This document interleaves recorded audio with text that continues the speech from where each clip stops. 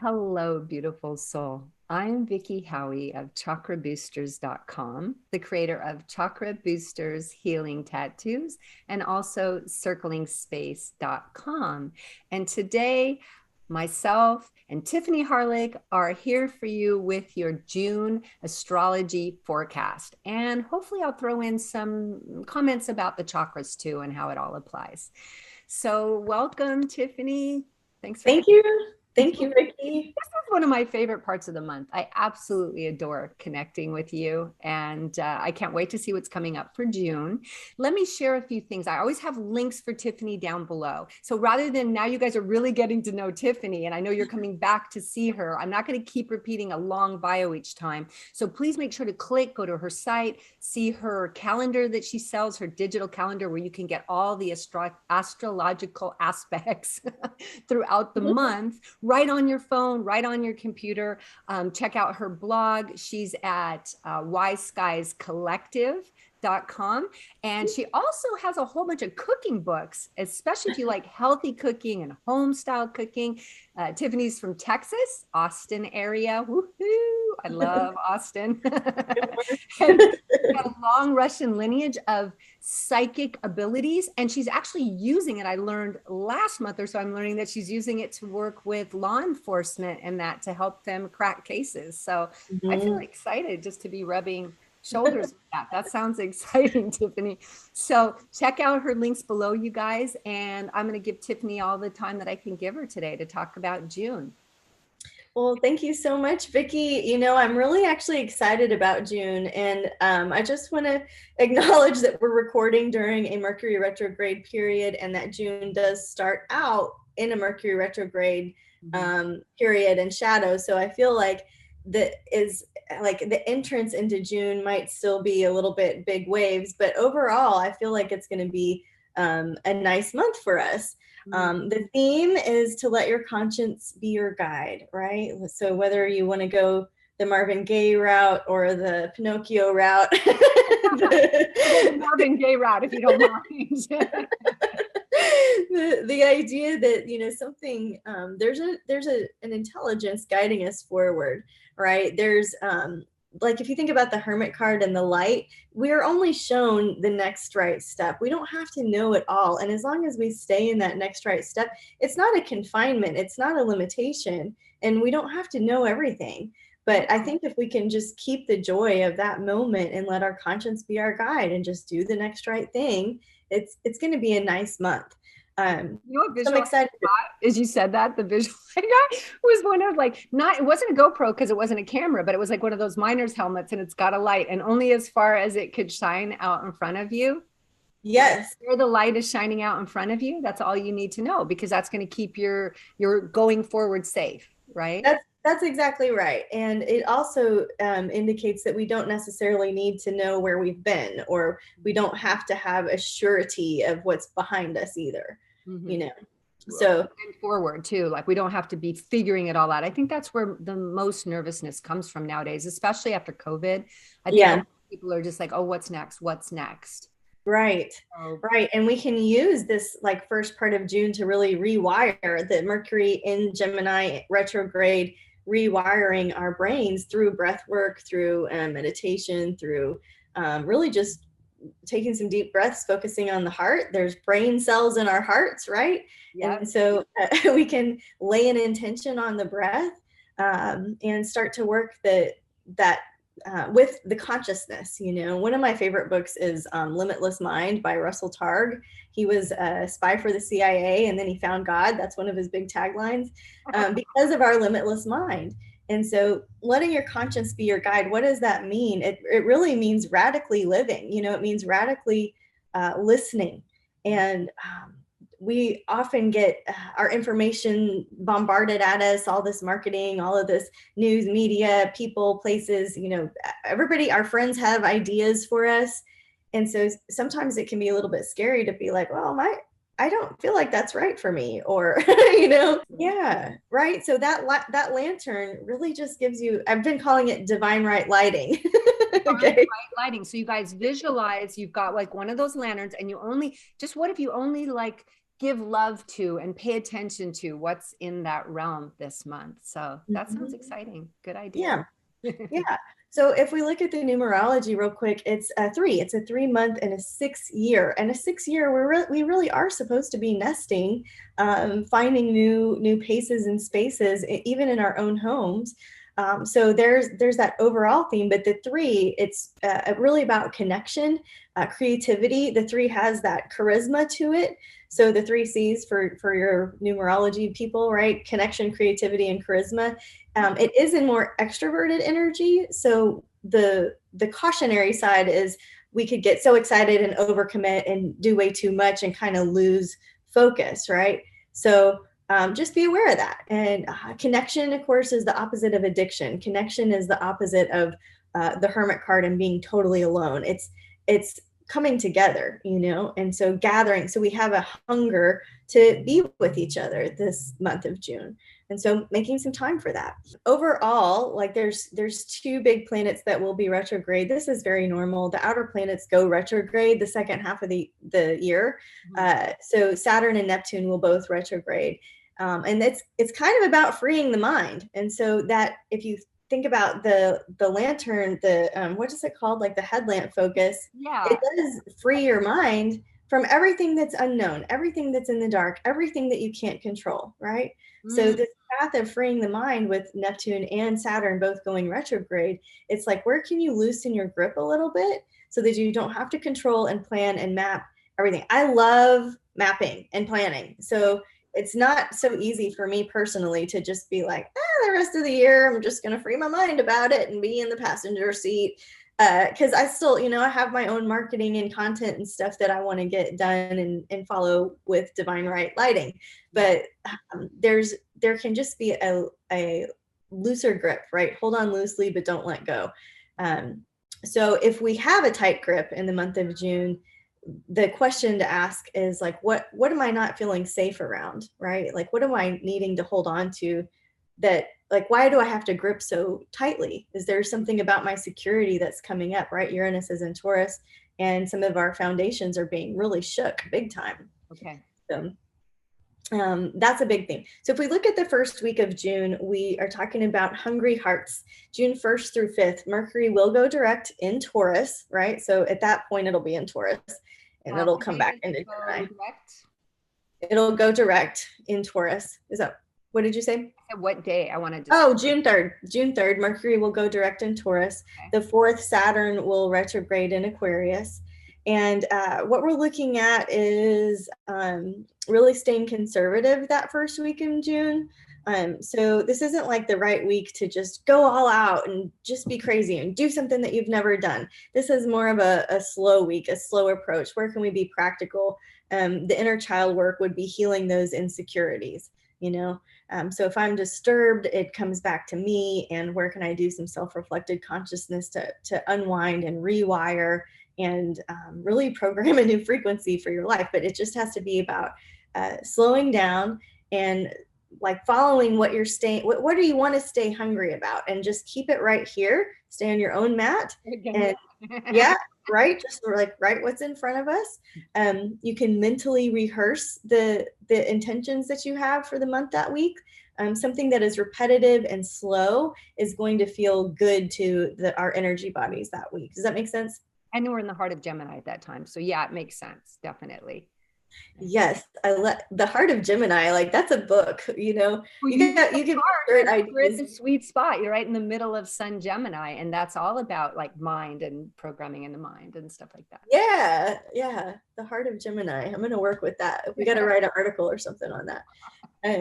Okay, the second week of June, what's going on is there's kind of a new attraction. There's a new spark. There's an unusual clue. There's very like a Cheshire cat moment that kind of is leading you into the next spot. And so, you know, it's like staying curious.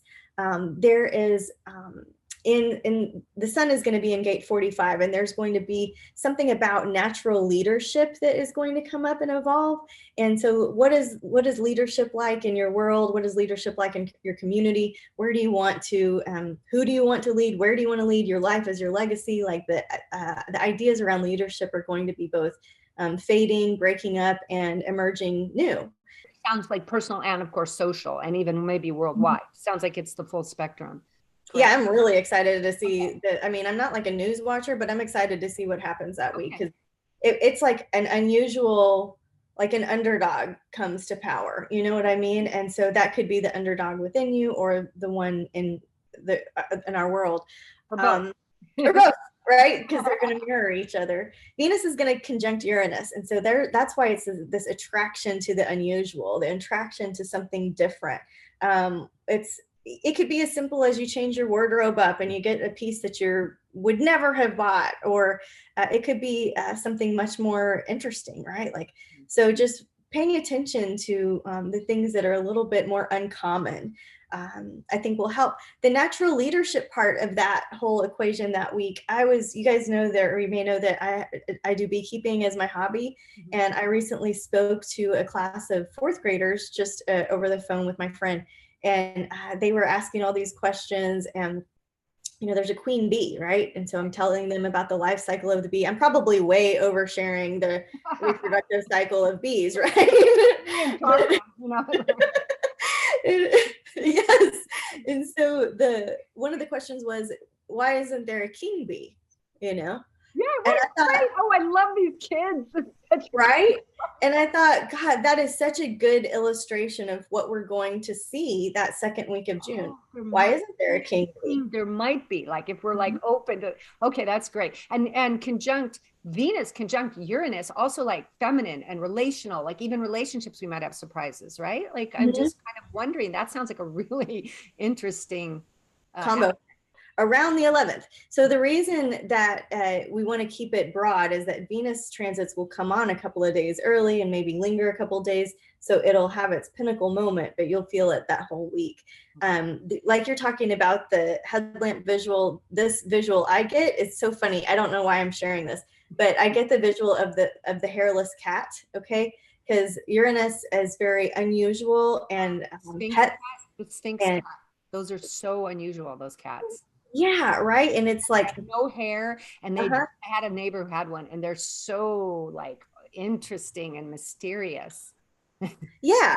And it's like, you might have been a Labrador person your whole life, and then all of a sudden you're like, I need that cat. Or it's just very different. Like, maybe you were a CEO executive for your career, and all of a sudden you're like, I'm going to go sell ice cream on the beach in Mexico. It's just like, this shiny object, follow it. I get it. So if those crazy things come up, we're past the conservative part of the month. Do we act on them in that? What do we do with them if we get these crazy inspirations? Yes. So we're on the bell curve going up. So the very next week is June. Will we take action at this point, or like, because you said don't in the first week. Don't in the first week. Stay curious in the second week. Notice what's coming up. Because in the third week, we have a manifestation portal that I think is going to be very powerful and very interesting. And I think you're going to have to hit the timing right. So what's going on is Mars is going to conjunct Chiron. That's uncomfortable. Just give us a word or two of what that means. Well, so Mars is the masculine, Chiron is the wounded healer. And so this is trauma healing from dad wounds, daddy issues, war, Mars, like anger issues. Oh, yeah, like all of the toxic masculine, all the aggressive, not thinking, immature. First, Marsy. Yeah, and it doesn't, and maybe you've come a long way on your journey and you don't need to be revisiting stuff, but still things come up. Like, I was after yoga yesterday, I just screamed in my car. Not very yogic, right? But I needed to. Yogic. Wait, I'm stopping you. I'm a tantra baby, and everything is God and conscious. It's very yogic, so yogic, because many yogic people wouldn't let themselves do that, and God is everything. And you sat there in your car and went, this is what my body needs right now, and you didn't put it on someone else because of that.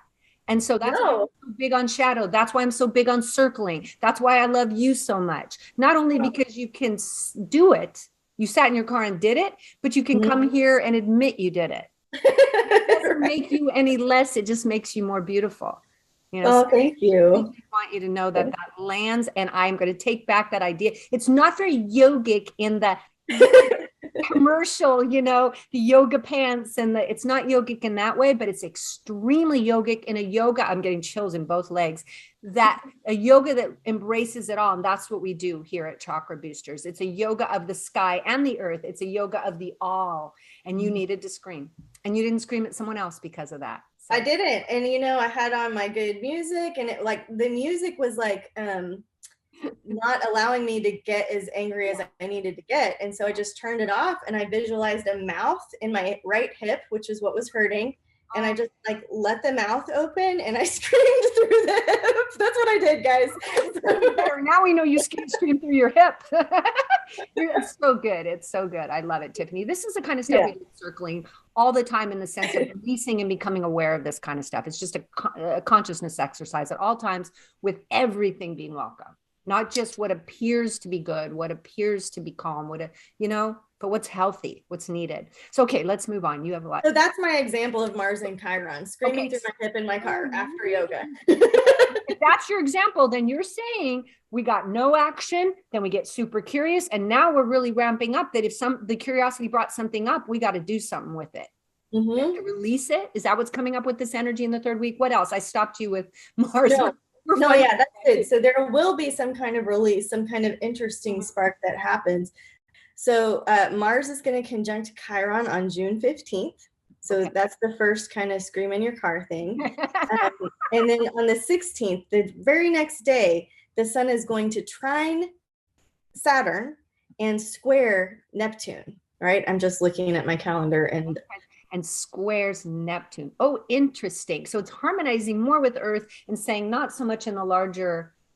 So it's very earthy in that sense of what you were saying. And to me, that 16th is a big, what I'm calling a manifestation portal, because it's like as above, so below.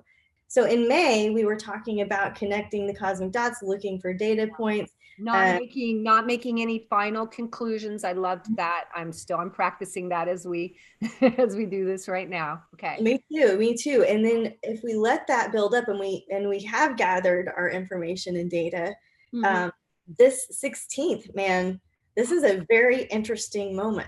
Yeah, so you were blowing my mind, because when you said the stuff about Mars, is conjunct Chiron, the wounded healer. Well, Mars is so much that self and original energy. We have so much of that in May that we're looking at with all the expansion of Jupiter and Aries and stuff. There's so much of that. I feel like we're going to get such a chance to see ourselves in May that we're going to know so much more in June.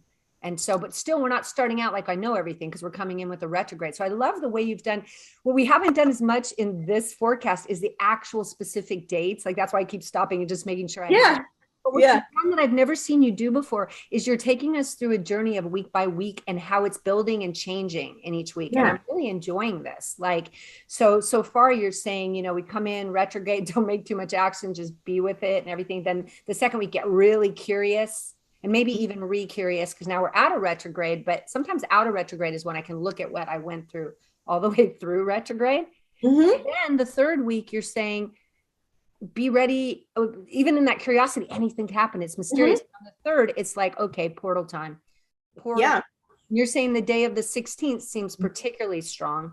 And maybe if you know how you have to release something for something to come in. I thought it was really interesting. You said on the 15th, you screamed in the car. So you guys, if you want to manifest, there's always got to be room. I can't, if I want to build another house on this land where my house is, I have to knock this house down. Now I'm not going to knock this house down, but you get the analogy. And so what Tiffany's sharing is amazing. She's saying, there could be a big release around the 15th.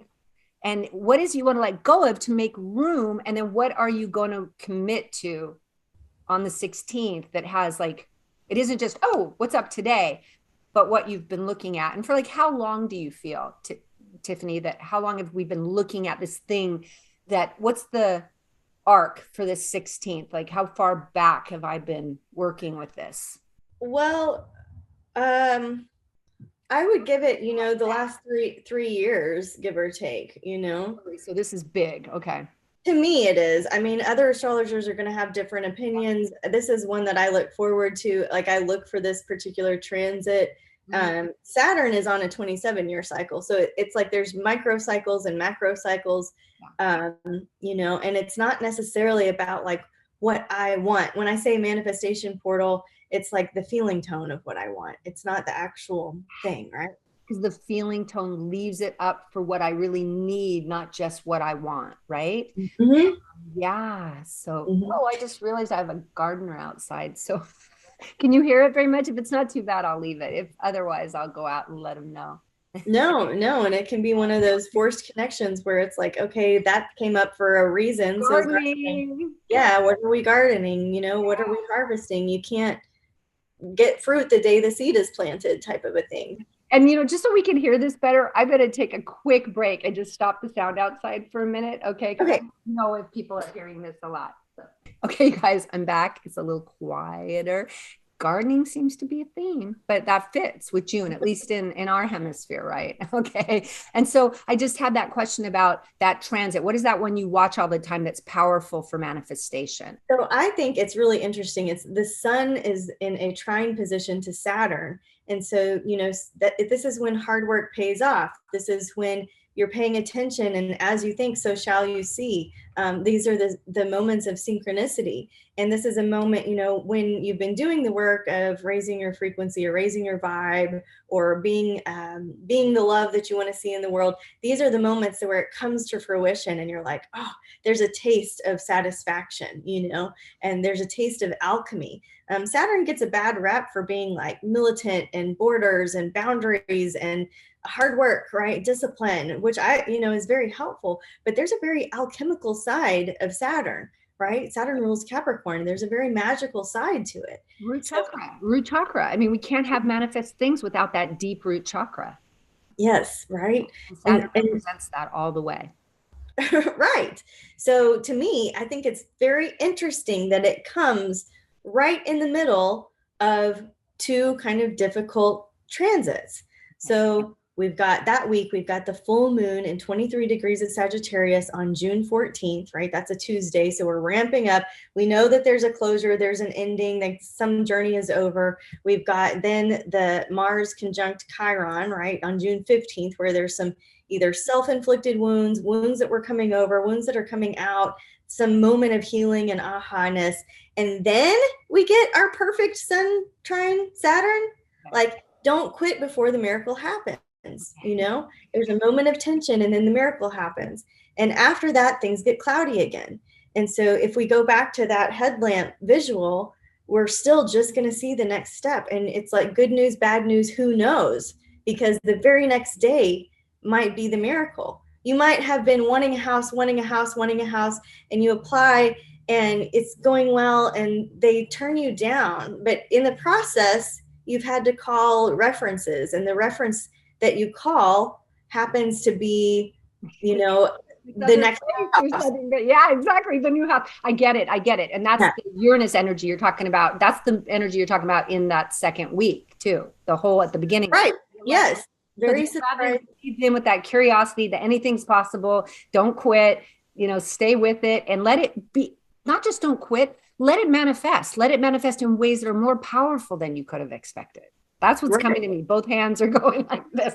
Okay. Right. Will you also speak just a little more, since you quickly went through the full moon? What's the Sagittarius full moon on the 14th? What's that meaning? What are we letting go of? What's coming to completion? Well, if you think about all things Sagittarius, right? Sagittarius ruled by Jupiter. And so this is the octave of travel, foreign affairs, overseas relationships, foreign language, foreign films, law. You know, some of us might be coming to an end of a trial period, like a literal trial. We're going to maybe see that in the media. There could be publishing, like you might be working on a book, you might be reading something that you finish. But the inner journey, right? Like you're kind of in the initiation fires, where the old self is kind of done, and you get to go on a new journey only when this one stops, you know? And so to me, it's a beautiful full moon. Like it's like very full and very fiery and very, it's not like It's kind of a contrast to the lunar eclipse that's coming up in May, even as we're doing this. That hasn't come yet. Right. So the next week is June 20th through 26th. And again, that's why I'm saying, like, don't stop before the miracle happens, because right on Monday morning, I mean, it's like in the wee hours, but you'll notice it Monday morning, Mercury is going to sextile Jupiter on June 20th. So Mercury sextile Jupiter on June 20th always brings good news. Yeah. Good news, yeah. Big news, interesting news. And so it's just, I think it's going to be a good month. So, just believe in the miracle all month long. Let your conscious be your guide and believe in the miracle. Mercury sextile Jupiter depending on where it hits your chart, can be a great time to self-promote, to change your image, to change your brand, to send your newsletters, to put ads out there, just to get social, to talk about stuff, to expand things, to ask for some good mojo, So what you think about Mercury, Jupiter expands. Tuesday, the 21st, Venus will trine Pluto. At the same time, the sun will enter Cancer. So happy birthday to all of our Cancer friends.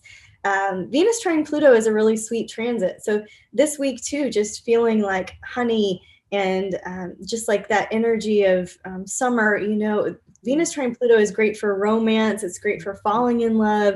It's great for soul connections. It's great for just those deep, juicy connections. And if we think about the three, we want to connect this month. And so this would be a great time astrologically to make space for that, to make space for those connections. Right on. Yeah. So opportunity knocks. Part of the month. It sounds really yummy. Yeah, it does. It sounds super juicy. After the sun enters Cancer, also Venus will enter, I said it's trines Pluto, but Venus will enter Gemini that week too. Okay. On the 22nd. So Venus in Gemini is a little bit different, right? I talk about this kind of negatively just because I don't like it, but it doesn't mean you don't have to like it. Venus is how we connect emotionally, and Gemini is quite chatty, right? And so there's lots of superficial, intellectual. We've got more upper chakras here, or even throat, and we have more heart in Venus.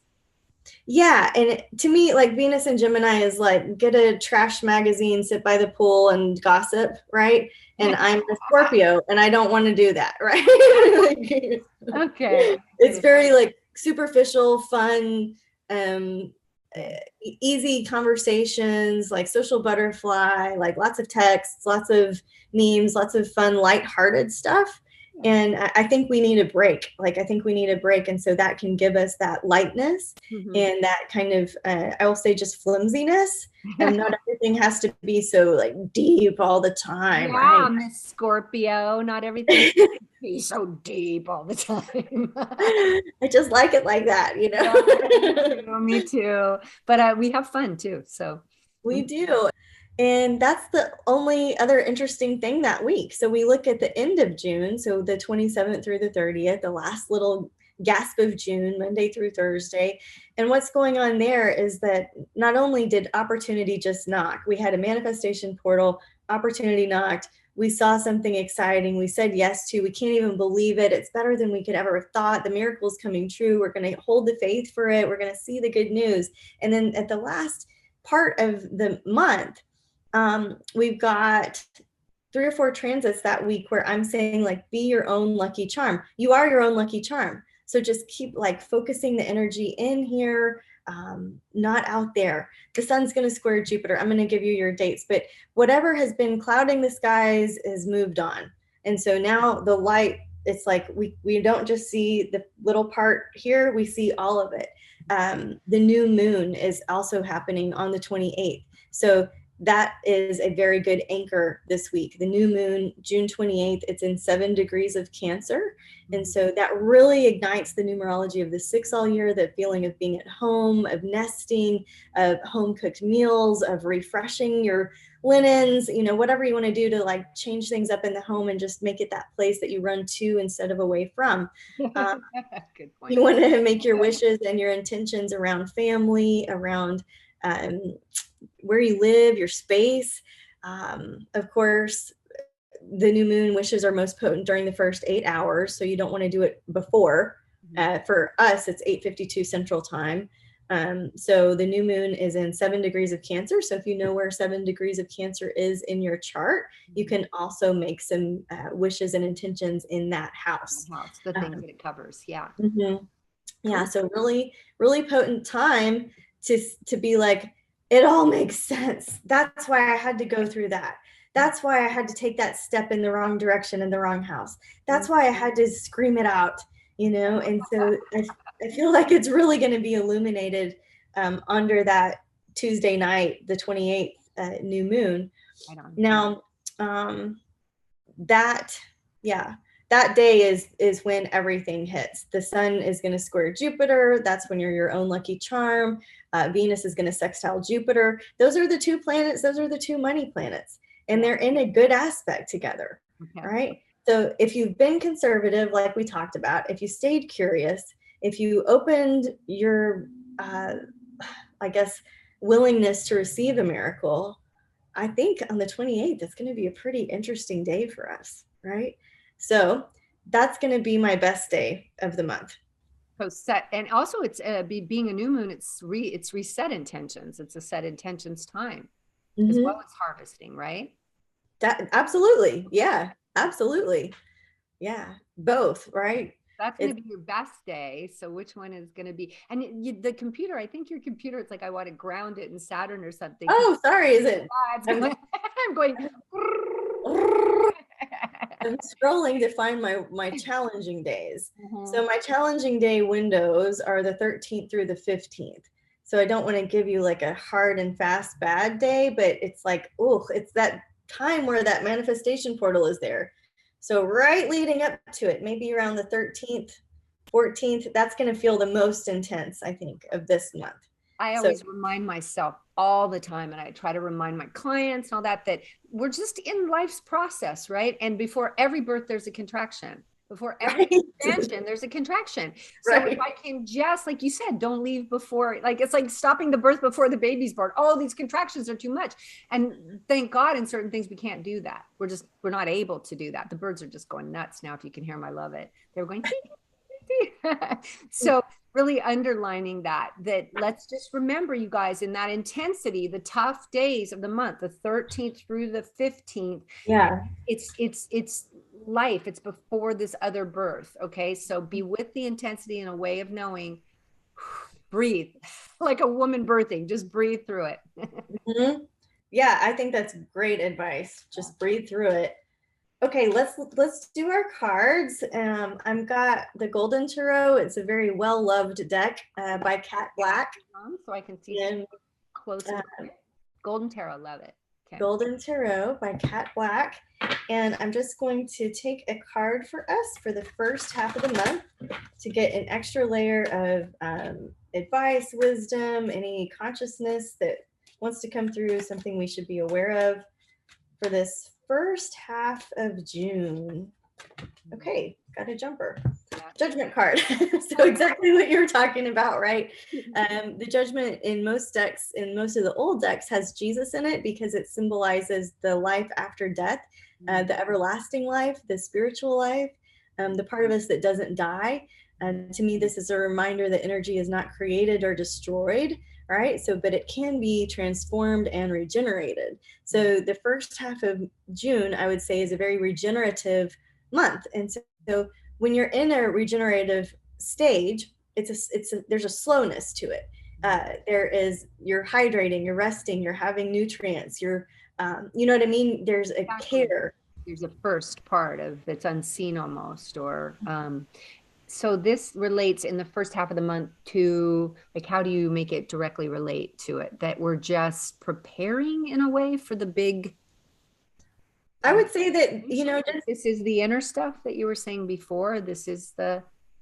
I would say that there's always life after death. You know what I mean? There's just like you're talking about, there's contraction and expansion. There's a death and a rebirth. There's everlasting. Down the house to build another one, like we were talking about. So and I think with Jesus card there, it's almost like trust this. This. There'll be a rebirth. Trust it, like we were right. And behave. You know, like this is a card of karma. It's a card of amends. It's a card of like coming to the end of your life and being proud of who you are, right? It's a card of legacy. I love right? that. So, behave. Right? Behave. Like, just know that there are consequences for every action you take. And it goes like this. Yeah. Great. Yeah. Interesting. Interesting. Interesting. I'm going to put it in the get curious, right? Stay in the inner world of yourself in that first half, and don't let the intensity of that last part of the first half, 13th to 15th, pull you away from yourself in any way. Just know it's you birthing, right? Right. It's birthday. It's birthday. Okay. Let's see what the second half of the month wants to show us here. Okay. I'm so glad I found this deck. It was at the bottom of a purse I hadn't used in a long time. And it's one of my favorites. Okay, 5 of Coins reverse. Now, this is kind of a tricky read. This is, again, don't stop before the miracle happens. This would be money's going out the window. I'm having too many expenses. I'm not being very smart about my budget. But it's reversed. It's topsy-turvy. So to me, this is like, expect something big, expect a big win, expect a windfall, expect something huge. You've got Venus and Jupiter working together, the money planets, happy for you. On a new moon, expect a windfall, right? And create one, create the circumstances, create the environment to have a windfall, right? And this is coins are pentacles, right? Just to be clear, because some people use the pentacles, right? Coins in this deck are pentacles. Yep. 5 is mystery and manifestation. This is the beginning, the throat chakra. We go, because everything relates, the chakras and everything. This is the chakra that begins the magic that anything can happen, especially through the word, through intention. Oh, yeah, that's good.